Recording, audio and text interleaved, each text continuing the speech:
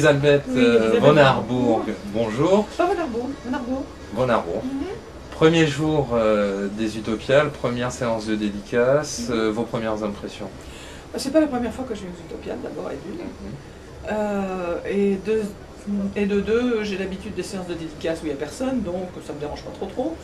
Il y a toujours au moins un ou deux lecteurs qui viennent me dire « Oh, j'ai tellement aimé votre livre !»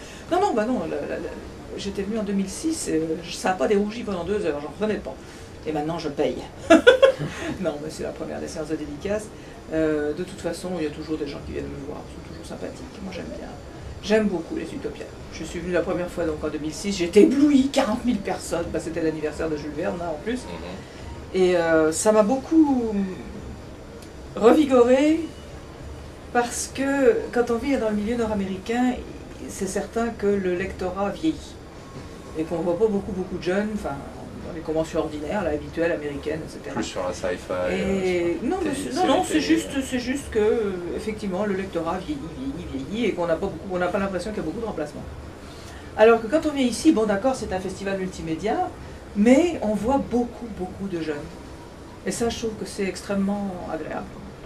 Ils viennent pour les mangas, ils viennent pour les effets spéciaux, ils viennent pour les images de synthèse, ils viennent pour la BD, mais ils viennent aussi pour la lecture, ils viennent pour tout. Et ça, je trouve ça, franchement, rafraîchissant. Alors j'aime beaucoup les Utopiales. Voilà. Et en plus, on mange bien. Votre envie d'écrire est venue à peu près à quel âge? Comment? Il y a eu un élément déclencheur ou c'était inscrit en vous? C'est le principe de la boule qui roule et qui amasse de la neige, parce que j'aime beaucoup la neige. J'ai découvert que je pouvais écrire, pas moi-même, ça a été vraiment une révélation de type mystique. Au bon sens, ces lettres font des sons et ces sons font des mots et quel pouvoir! J'avais 5 ans, je pense. On n'a pas beaucoup de pouvoir quand on a 5 ans. Et celui-là, c'en était un vrai.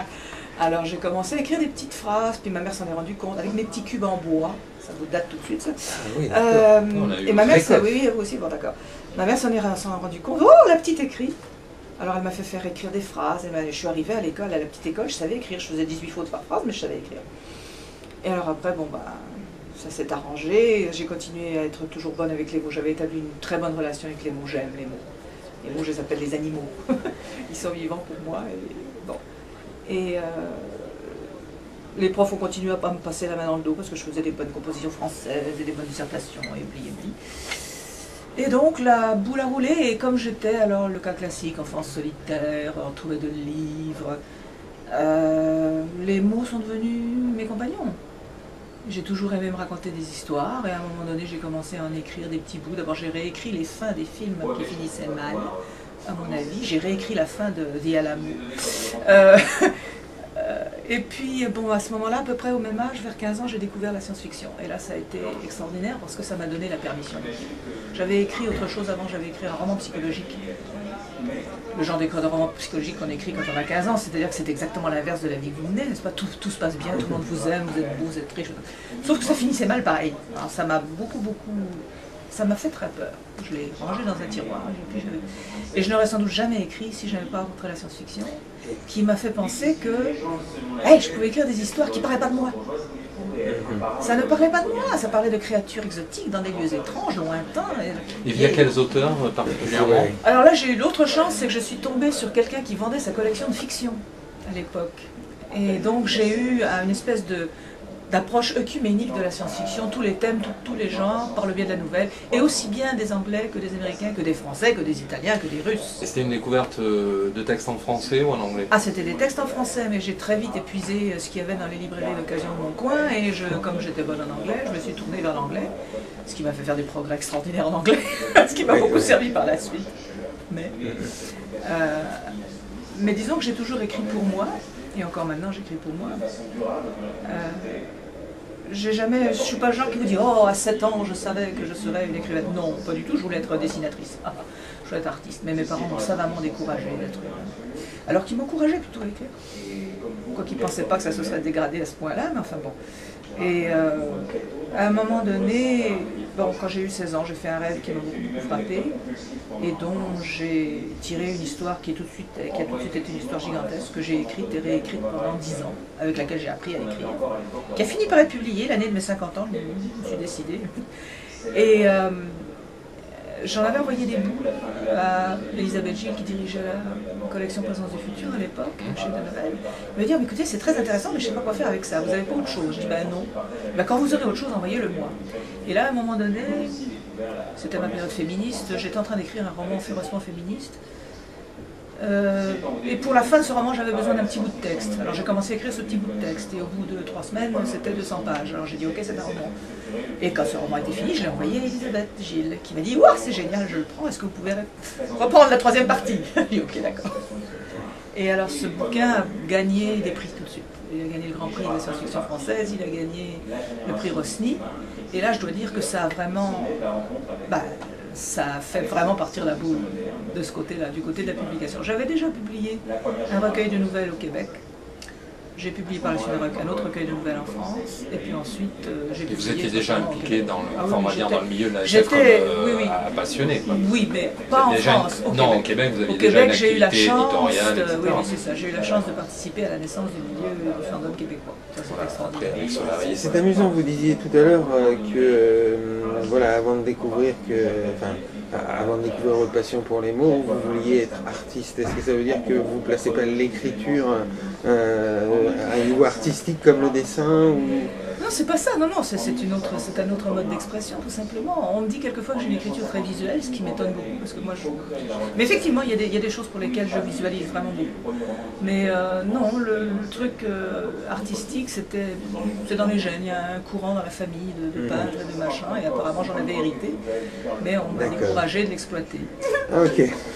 D'ailleurs, dans un recueil comme La Maison au bord de la mer et dans d'autres textes et vos nouvelles, etc., il y a un côté, sinon poétique, du moins très imaginaire, très influencé par le rêve. J'ai souvent pensé, en vous lisant, à certains textes de Ballard issus de Vermis ensemble, des choses comme ça. Oui, pour ce recueil, oui. Voilà. Et je voulais savoir si c'était vraiment une influence, une sensation volontairement provoquée ou si c'était naturellement. Quand on me demande de me définir en un mot, je dis je suis une rêveuse. Beaucoup de mes histoires, beaucoup de mes romans viennent de rêves. Que je retravaille, que j'explore. Ce sont souvent ce que j'appelle des grands rêves à la Jung, c'est-à-dire que j'estime avoir un sens profond, caché. Et de fait, tous ces grands rêves-là ont changé ma vie. Donc, ils avaient une importance certaine quelque part. Et pas seulement parce que ça m'a fait écrire des livres, mais vraiment ça a changé des choses en moi, j'ai compris des choses, il y a eu des illuminations, etc. Donc qu'on ne vienne pas me dire que les rêves sont une activité aléatoire des neurones. Non, vraiment pas. Les auteurs qui me plaisent, je ne dirais pas qui m'ont influencé, mais qui me plaisent, Ballard en est un. Gordon Smith en est un autre. Catherine Moore, qui fait des Ursula Le Guin, bien sûr. Tout le monde dans ma génération a eu le choc Le Guin quand on a découvert À ma gauche de la nuit. Mais pour plusieurs raisons. Pas tellement parce qu'elle est poétique, pour d'autres raisons. Enfin, elle a une écriture très intéressante quand même, c'est pas tellement ça. Mais effectivement, elle a intégré des thématiques très modernes dans la SNCF avec une belle écriture. Voilà, c'est ça, exactement. Ce qui n'est pareil pas. Et effectivement, il y a toujours un registre onirique dans tout ce que je fais. Parce que ma vie est traversée de rêves, que je vous dis. C'est comme ça que ça marche. Et justement, quand vous travaillez, que ce soit l'écriture d'une nouvelle ou d'un roman, c'est toujours le même processus de travail. Il y a le rêve qui donne l'idée de départ, mais qui même donne une intégralité, où vous avez un travail de construction. Il y a un énorme travail de construction. Il y a un énorme travail pour les romans. Il y a un énorme travail de construction. Le roman qui commence à paraître en France au livre de poche Reine de mémoire et qui est paru au Québec qui est fini de paraître au Québec puisqu'il fait 5 volumes. Ce n'est pas une série, c'est vraiment un roman coupé en tranches, là, parce qu'on ne peut pas le faire paraître. Ce roman-là est venu d'un seul rêve. Et ça m'a pris depuis 1998 jusqu'en 2005 pour le développer. Donc c'est quand même quelque chose d'énorme. Tiranaël, dont j'ai rêvé donc à 16 ans, est venu d'une phrase, une seule phrase, que j'ai dépliée pendant 10 ans, et encore 10 ans, et 34 ans. Donc le travail peut être extrêmement long. C'est comme une psychanalyse, ça dure longtemps, sauf que je ne me paye pas. Bon. Ça paye un peu. Ça paye un peu, oui, effectivement. Ça a eu payé. En général, c'est très rare que j'ai un rêve. C'est... Bordage me fait des... Merci Pierre. Merci Pierre. C'est très rare qu'un rêve me donne une histoire complète. C'est toujours un début d'histoire, un mood, une atmosphère, des personnages dans un décor.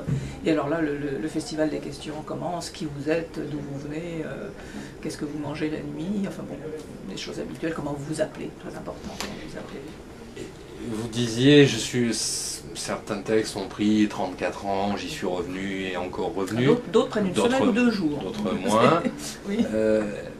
À un moment donné, est-ce que vous avez la sensation d'avoir écrit le texte comme vous le conceviez au départ, ou est-ce que vous faites partie de ces écrivains qui se disent bon là j'ai fini, j'arrête parce que sinon je vais soit tuer quelqu'un, soit me tuer Non, je suis pas une drama queen. Pardon. Non, je fais pas ça. Quand le texte est fini, il me dit qu'il est fini et c'est pas nécessairement à 100%, ce n'est jamais pour personne à 100%.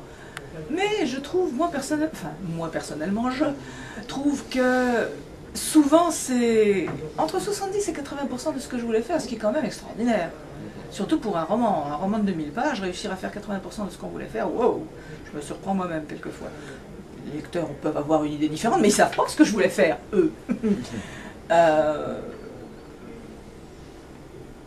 Souvent la fin, que ce soit la fin d'une nouvelle ou la fin d'un roman, me prend par surprise, parce que je pensais que j'en avais encore 4 ou 5 pages, ou 2 ou 3 chapitres, puis tout d'un coup je regarde ça, je dis mais c'est comme ça que c'est fini.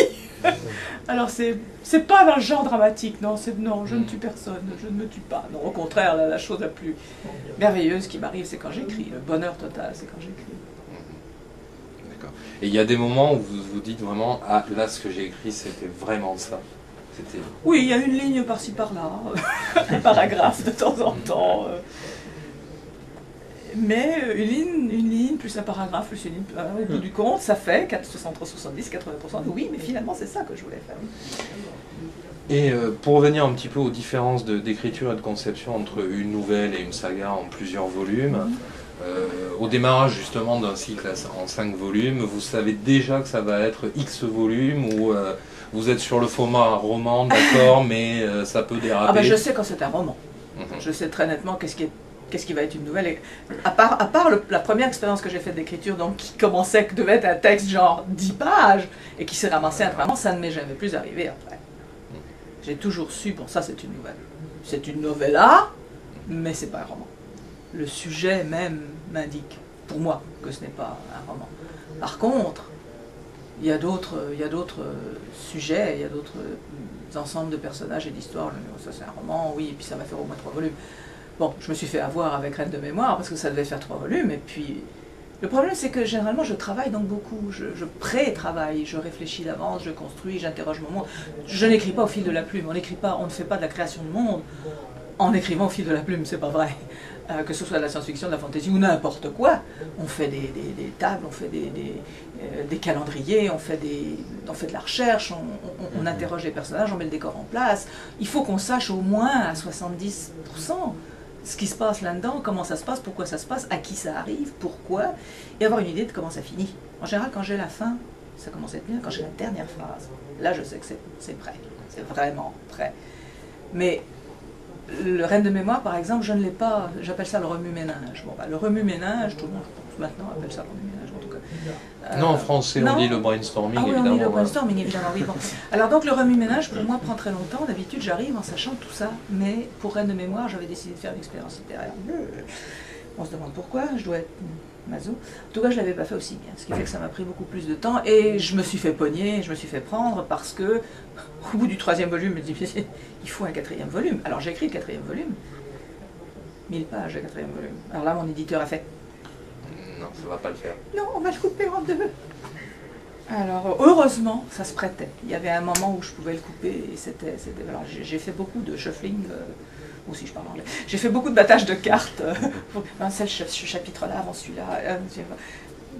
On n'a pas l'impression d'écrire, là. J'ai pas l'impression d'écrire, quelquefois j'ai l'impression que je suis une bûcheronne, et puis je taille, jusqu'à ce que la forme apparaisse. Et quand on me dit que j'écris bien, je dis, ah bon? Moi, j'ai pas la sensation d'écrire. Oui, parce qu'on a vraiment l'impression qu'il y a et ça doit être vrai de toute façon, qu'il y a un gros travail sur le style déjà. Oui, mais je m'en rends pas compte. Enfin, non, je m'en rends pas compte.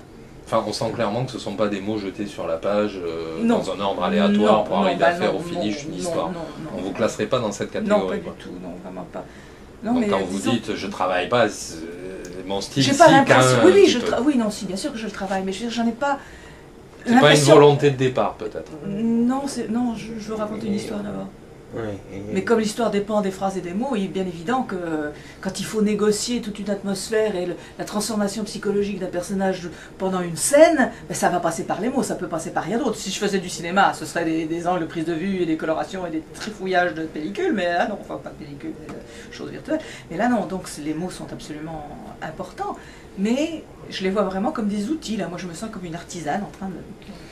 Et puis en plus de ça, j'ai développé une espèce de façon d'écrire où je... Parce que quand on arrive à la 1500e page, on commence à fatiguer, là, dans le genre, maman, je veux plus aller à l'école. Alors pour écrire quand même, pour pas perdre la journée, ce que je fais, je bloque, j'appelle ça bloquer une scène. Je pense que c'est le terme qu'on emploie au cinéma ou au théâtre. On prend ses marques, alors le décor est mis, on sait que le personnage va entrer par là, qu'il va sortir par là, à un moment donné, il va penser ceci, mais c'est dit, ça n'est pas raconté. C'est mis en place, et là justement il n'y a pas de style, c'est vraiment, quelquefois ce sont des phrases, des raccourcis, genre sténo à la limite, puis quelquefois il y a une phrase qui arrive toute faite, ah bah celle-là on la garde, puis quelquefois ça démarre toute la scène, et là je me mets à écrire pour vrai, mais il faut par exemple à un moment donné, il va voir tel objet, ou il va voir tel souvenir, ce qui va lui rappeler telle chose, ce qui va lui faire dire telle chose, à quoi l'autre personnage va répondre ceci, etc. Donc on met toute la chose en place, et puis le lendemain, quand la chose est en place, j'ai plus qu'à écrire pour vrai. Alors j'ai pas l'impression que c'est bien écrit, parce que je vois le substrat, je vois l'échafaud, je vois le... Donc j'ai pas l'impression d'écrire bien.